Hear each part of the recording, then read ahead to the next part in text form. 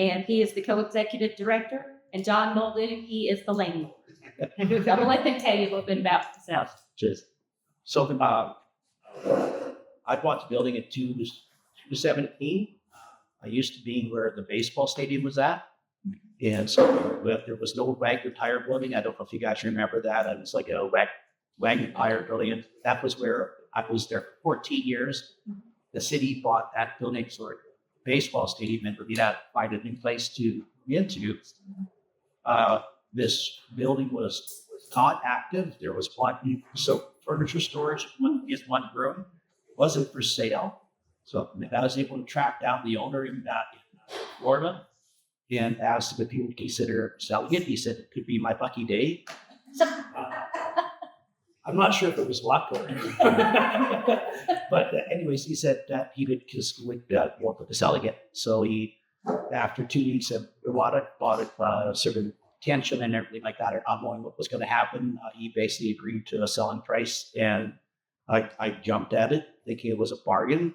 But as we all know, when you buy a historical building, that purchase price is not the cost. It's everything else that goes into it. And so we're 8 years into this now, I guess. Yeah. And we're only currently activated 35% of the building. So it's 79,000 square feet of the hosiery mill, the Melrose hosiery mill. And we're still needing to activate the second floor. Is our main building is still our main lobby, which hasn't even been started yet. And so we have a long ways to go, but it's a labor of love. And I remember when I first got an article with a High Point Enterprise at 217, and they asked me about the building, what the vision was.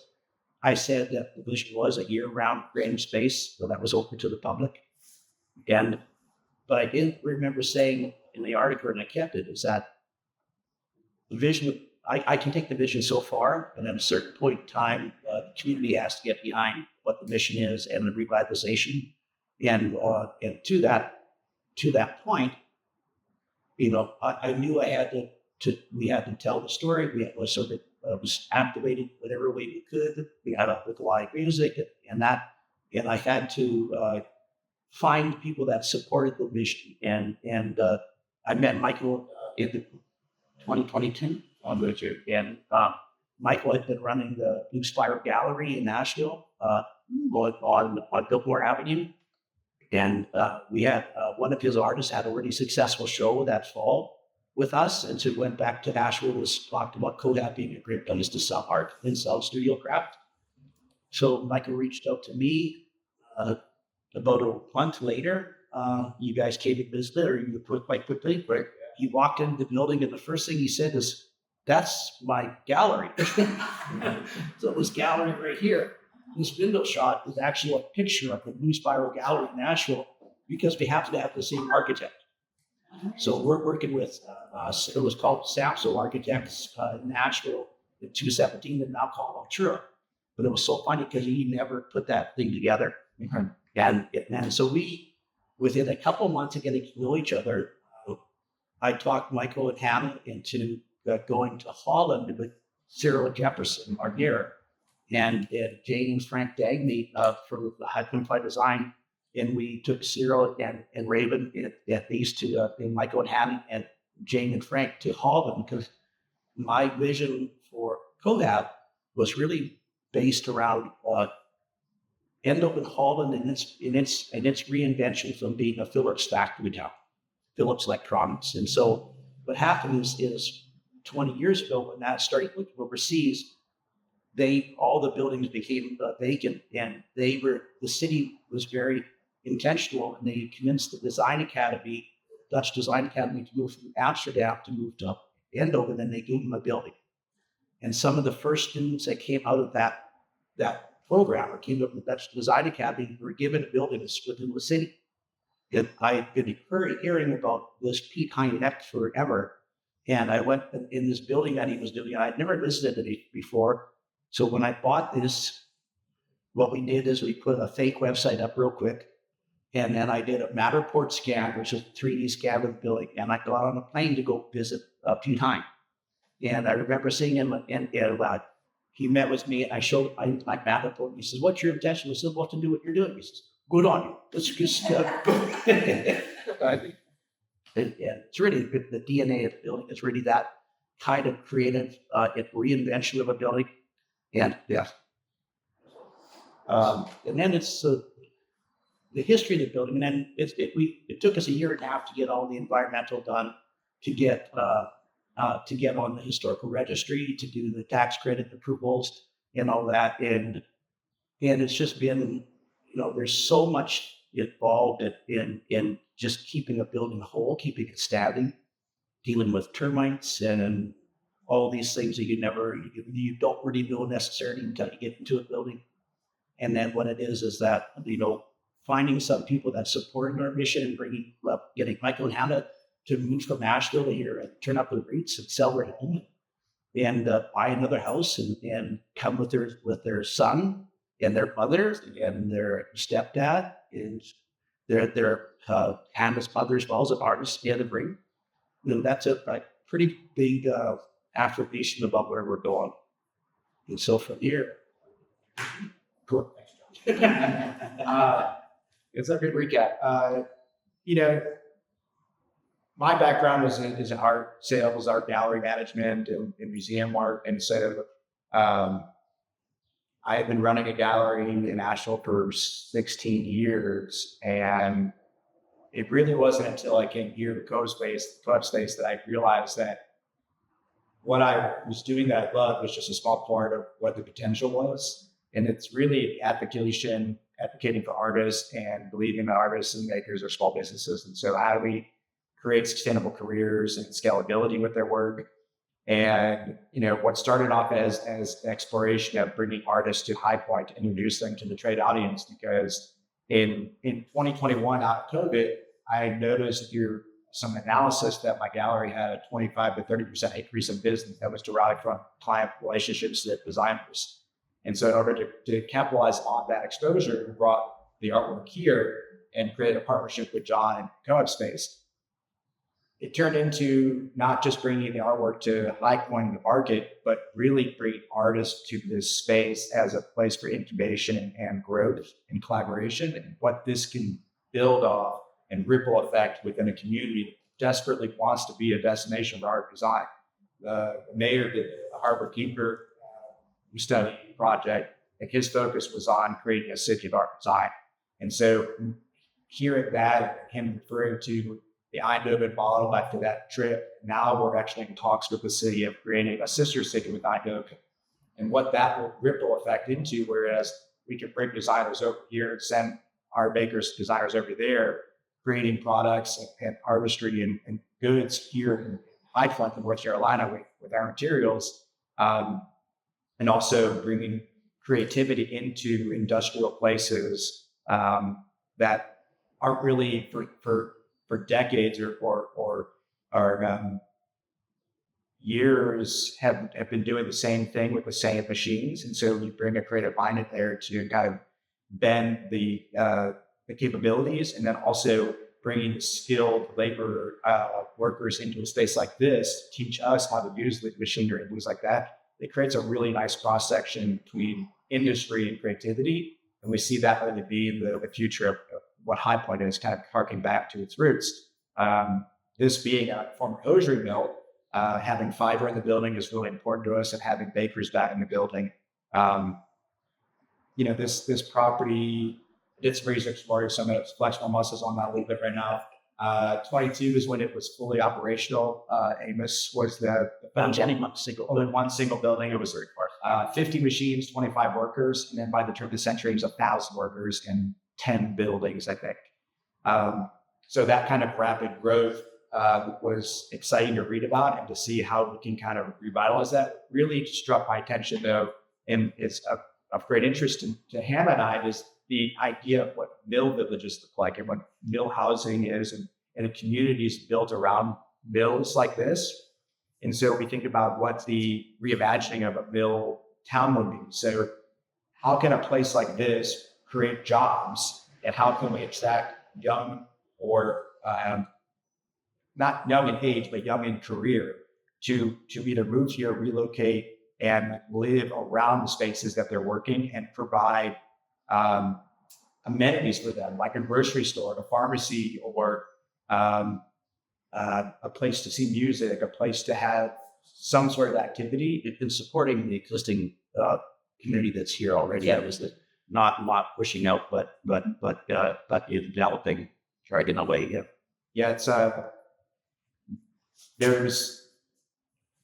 there's a lot of careful attention to how you rebuild the community and do it intentionally. And so we're working with organizations that are strictly looking at affordable housing and set prices that are, in perpetuity for the next amount of years, up to 100 years. So it's like it revitalizing a neighborhood through this building and this activity, this building need the catalyst film. And we just engaged the city. We engaged with the artspace.org out of Minneapolis, which is North America's biggest builder of affordable artist residencies in there in like 33 states.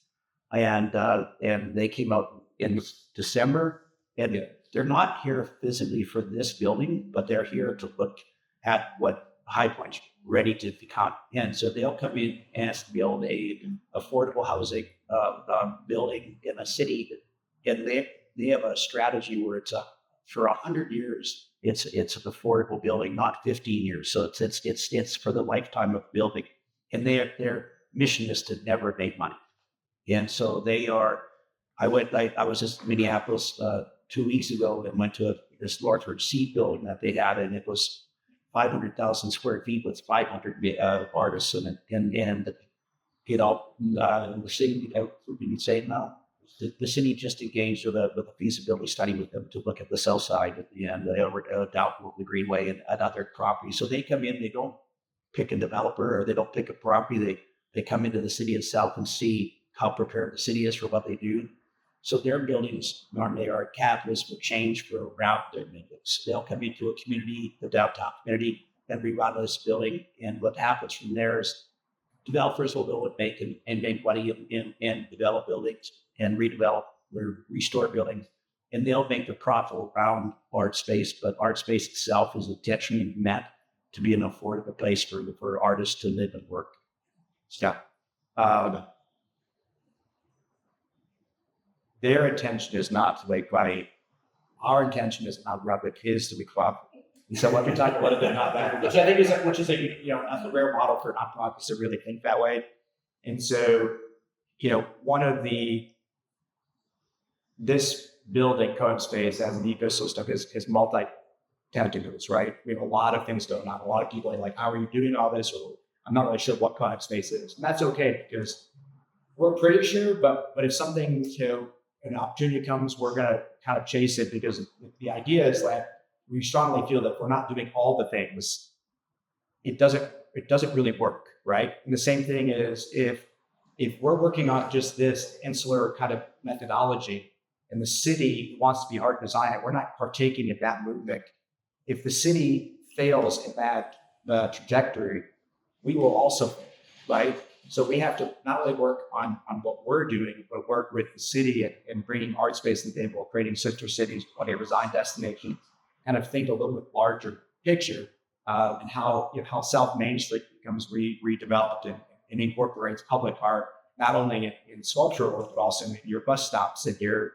traffic lights and things like that. Like, how do you beautify a city through design? And you should be doing that when you're toning yourself as a city of art design, right? Everything should be intentional and thought out, because there's so much talent in the city that's really behind closed doors and behind shut curtains. So the idea is to open those doors and expose people, not just during market, but all year round, about what immense talent is here, and putting us on a map in a different way all year round. It does eventually reactivate the streets that are not activated throughout the year. Eventually, traditional wholesale showrooms that are focused twice a year, they're located elsewhere, and eventually change from around that area, but change on the outskirts. So that changes the inside, and you'll start seeing stores slowly going, yeah, that makes some sense. We're street traffic, and so we do feel that it's that with High Point by Design, which is what I think it was formed during COVID as well. And then that's 55 showrooms that are committed to be open year round. Most of them are street level showrooms. And so, that whole change in what the city is and the value of design that's already here is just off the charts. And most people don't see it and don't get to experience it. So that's this idea about how to do festivals outside of market times that commits brands to yes, showcase and things like that. So of that 55 members of HBAC that are committed to be here,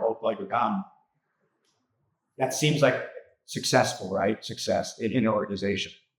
That's 3% of the 8 million square feet that makes up the shows. So we're making that push, but in order to really move that needle, it's got to be like, getting a lot of community and city support. And how do we make this change happen? How do we embrace history, which is what y'all are all about, embrace of history. So, everything that's done in this building is very intentional. It's a work in progress. I think it will always be a work in progress. Even if we were given all the money in the world, we would still work at the strategy that we have. You can't really finish a building because buildings are living, breathing things. And so there's always going to be new needs or better use of space. And so being flexible into that is kind of the ethos of Cohab Space. So every time you come here, it's a little bit different, which makes you want to keep coming back. Talk about some of those technicals. So we have a outdoor music venue, which last year we worked at the outside perimeter as just a venue for rental. And so we did 20 shows, about almost 13,000 people coming into High Point. So a lot of economic impact there, and a lot of supporting the local economy. But that space can also be used for just outdoor garden space, community gathering spaces, event space, then yoga, outdoor movie nights. So we're trying to kind of think about not doing 20 shows. Maybe we do a series of 6 shows, higher caliber, trafficking shows, more mission driven, concerts for cause. How can we partner with another nonprofit or a couple of nonprofits to raise money and awareness for their organization, utilizing this asset of the city? In this space is our gallery, which functions as a commercial gallery. We are open 6 days a week here at Cohab Space. And so this represents artists that are both at High Point in regional areas as well as national as well.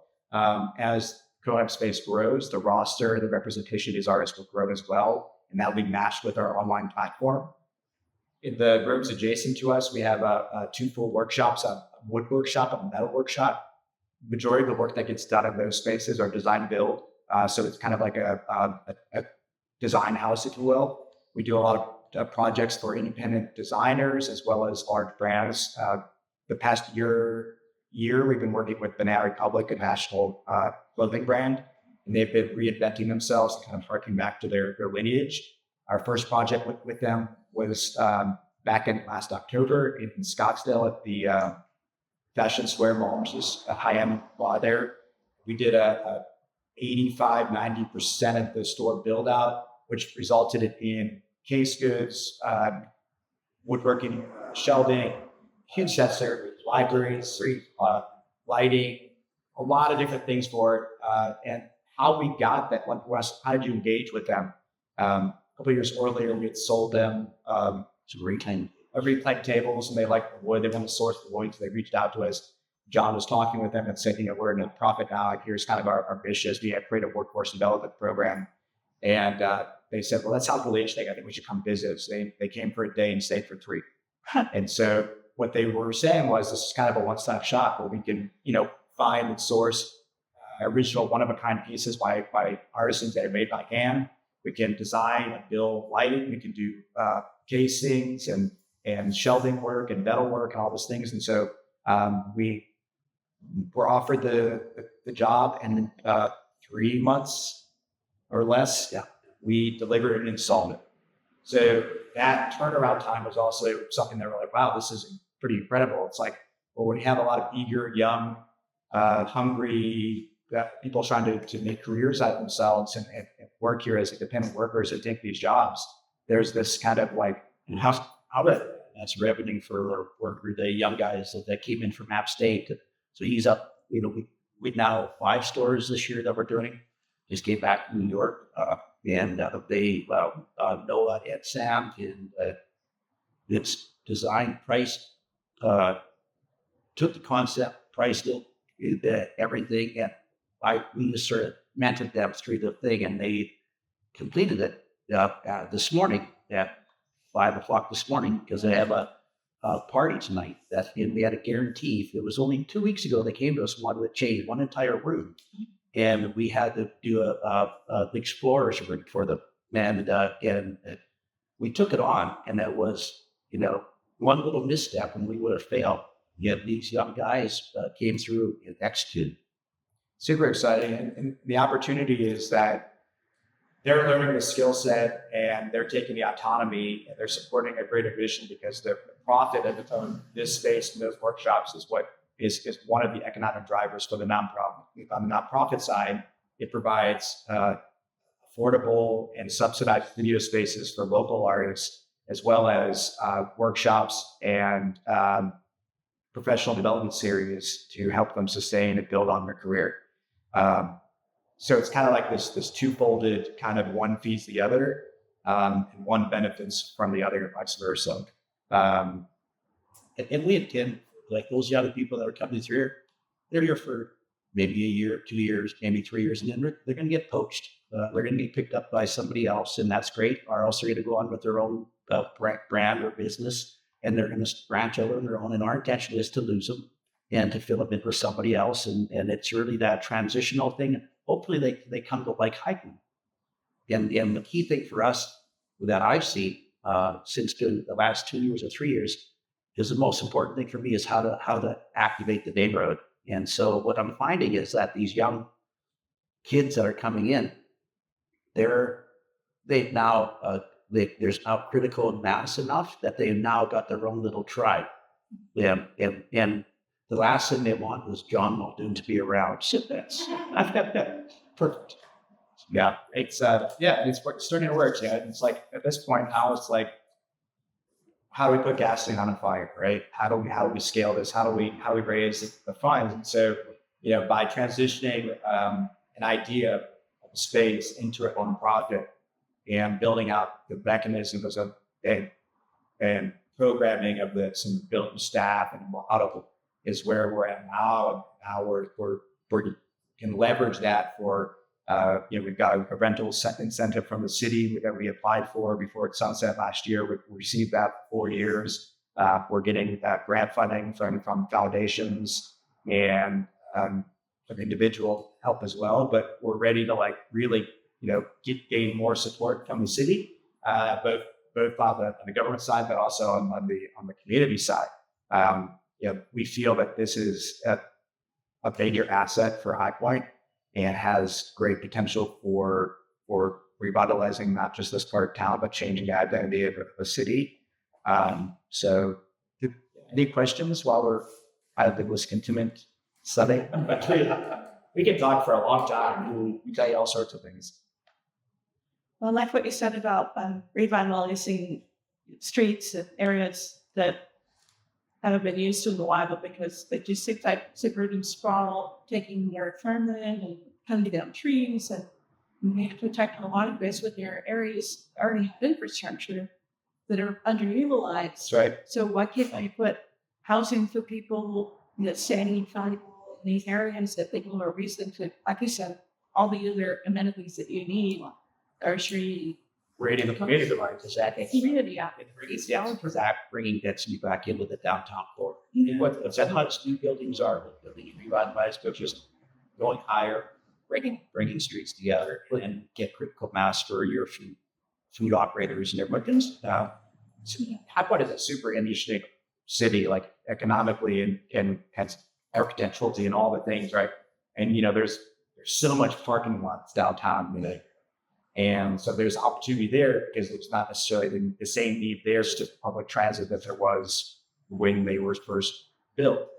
The other thing that I found out more recently, I'm still learning a lot about High Point, is that it originally was a east-west city with the trolley. Mhm. And so this being the main road. So it's like, well, it worked then, it can work now, just reinventing what that looks like. And so if you start to bring this kind of corridor of creativity, and creativity doesn't mean, it doesn't always mean like paintbrush and canvas. It can be even the tech companies coming in. How do you, John says, like, how do you break bread with those folks? How do you mix these two demographics or multiple demographics? Well, because there's a lot. Then it all roots down to the legacy of why we're all here, came here for furniture, whatever it is. There's a lot of commonality. There's opportunity to them. And I think there's a growing desire for people to be physically at places. Because, everything everybody does their scroll and Instagram scrolls and everything's cool. But the actual physical feelings. And I think that's kind of our critical thing here, because it's this thing that you can't, you have to find a way for it to organically become something.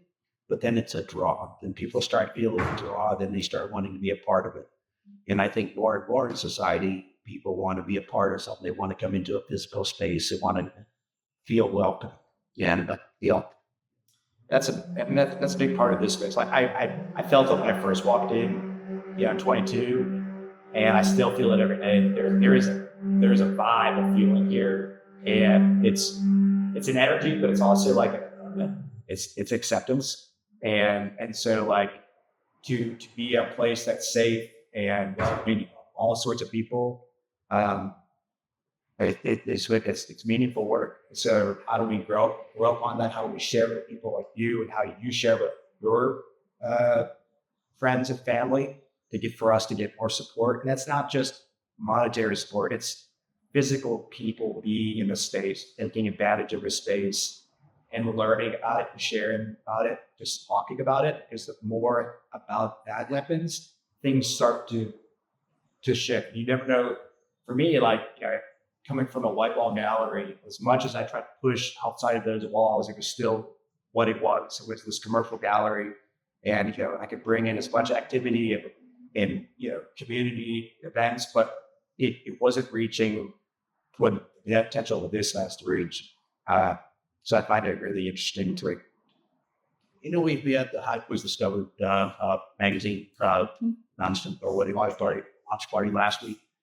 And Michael did ask for hands up how many folks had never been to Cohab Space before. And it was about 35%, 40% from that crowd that supported the High Point Discovered. And it's amazing how much you think you're out there and how much people you push as a target. You think like that you have to be known by people. And it's amazing how few like yourself, you even heard of Cohab Space really before coming today. Well, I used to drive. It's vast. Yeah. But never thought, never knew what was going on behind the walls to me. Yeah. So it's this thing, it's just, I remember going to a thing at the Chamber of Commerce, and it was a marketing thing or something about hiring and stuff. But somebody said that within a 20-mile radius, there's 40,000 businesses. So how do you get seen in that 40,000 business ecosystem? Like it's just you like our social media is quite lively and we're getting followers and that type of thing. But it's amazing. You still need to like how hard is it to shout your message? And it does come down from other people shouting for you. And I think we're very lucky to have the mayor that we have. I hope that he wins and where he goes, because that will also be very supportive for us. But I also think I think the city's very supportive, even with building, during this whole process, permitting and all that, and everybody that we work with, they've held our hands with a lot of ways, and they haven't put up barriers. You have to do things by code, and you have to do that. But we have not. If anything, it's been. They see that we've got architects. They see that we're doing this right by doing. But it's also there's a desires for the city that they really want to see change. And the Street development on the city block that's ready to go building where the greenways, where the trolls at, that building is still trying to be envisioned properly. That was once Speedlink. And so we see that the city's looking for cooperating with ourselves or even other groups on how to make that develop in the right way. And so there's these, the greenway is going to be critically important. And I'm a big advocate with front of your board, from me on the greenway as you guys start math, because you're going to be math. Will be named. The Parks and Recreation, but it has to be marketed differently than the Greenway. It has to be something like Beltline in Atlanta or the High Line in New York. It has to connect the mills. There has to be a purposeful purpose for people to go on the Greenway, to go to the Sismobile. We're just any kind of activity like greenways are great assets to cities. Amazing. But not everybody uses the greenway just for exercise. Like, can it get you to work? Can it get you to a place to shop, drink, eat? What are points of activity? Is there a skate park off of the greenway for that population? Like, what, is there part of the wrestling show? And I lived at Armstrong Park. I don't know how many times I went all the way to Piedmont Environmental Center, and that Blue Bridge work and all that work that's done is just so damn important and everything in that. And that is, the community's already there and very active around it, so it's definitely for recreation and why people walking it. This area down here, it has to draw people from north of the tracks to that side of the tracks. There has to be, I think, more of a creative purpose beyond it. And just, and so it's just, I think greenways will be one of these fabulous. We already know, I know from the different owners that have properties on the greenway how much their focus are getting activated. It's cheap, in some ways it's, there's the owners to be more welcoming to want some change, and now they're just putting higher prices up with their the green and want the lots that are around it. But again, the greenway will make a change. And just designating that as the Southwest Mill District, which is designated last fall, is going to make a big difference. We're just very anxious to see something happen over there. It's difficult to see all the planning, but no developers coming in yet. And we're just hoping that the art space would be one thing that'll trigger another developer to come in and those type of things. And there's also any other questions? What was the bill that this used to be? Malwares. Malwares. And yeah, I think, I'm sure that when you were doing the research for the Mash Red Towers, you learned a lot about them. But I mean, it's interesting to think, you're thinking yourself with anger for this community now that this, the space was. Exactly. And this was actually, most people would not remember or know that it anymore, but this was an urban center. There's a theater here. Yeah. There was a first Wachovia Bank in the state, supposedly. This building is still over there. Just third building down. And it was the first drive-through bank. That's what it was. We had drive-through back in the 50s or 60s. And it's just that the trolley would, I know that there's a trolley line here because I had to put water into this building and I ran into the trolley line. But I remember how much money it cost you to get over. Yeah, because this is also an NC State or NCDOT high thing, Highway 68. I had to have 14 flagmen for 10 days on the street while we were trying to figure out how to get under our paper. So this was also the weirdest hosiery mill in the world because this was a hosiery mill that started as a dye shop, and John Rollins Gallo there had a slanted floor. The next thing they did was just built a building for storage. That's where our office is at, over there. Again, it was just a storage shed. Then we decided to start sewing on the second floor. It built over 25. It stopped being built right before World War II.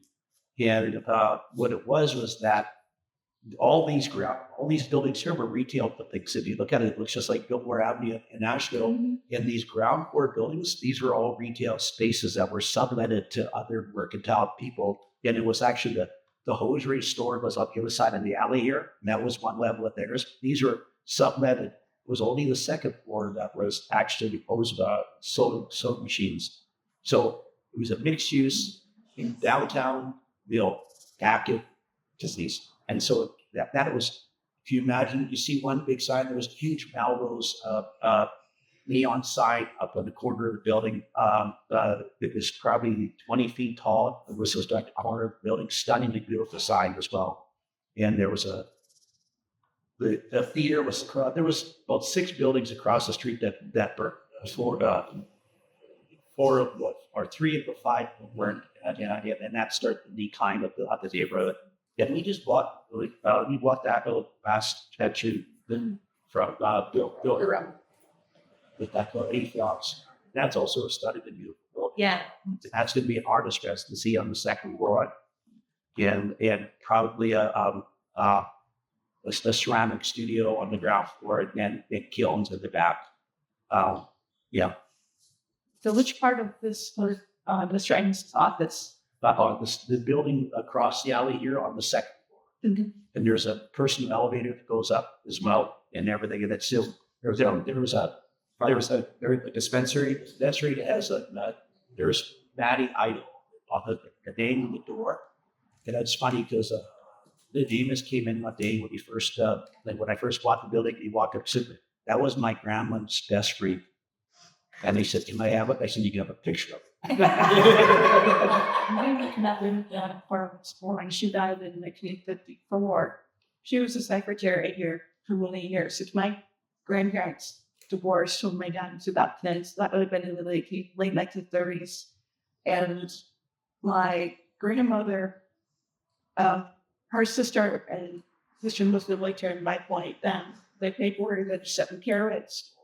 And so my grandmother worked here and supported her son and daughter. It's a single mom to the 40s.